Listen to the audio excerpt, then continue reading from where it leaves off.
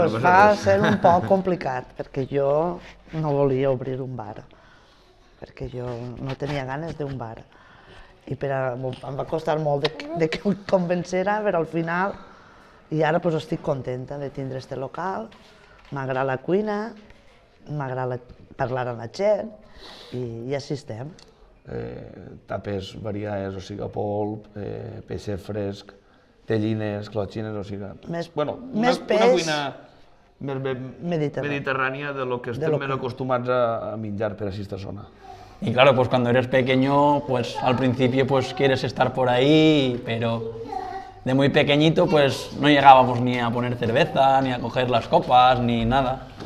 Íbamos pues un poco investigando poco a poco y viendo cómo trabajaban y cómo empezaban ellos el proyecto este.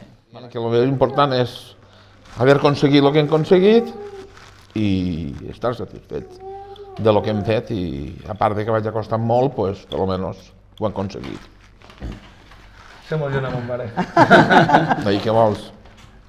Sí, és normal emocionar-se, però bueno, que ens emocionem de que ha costat i ara pues...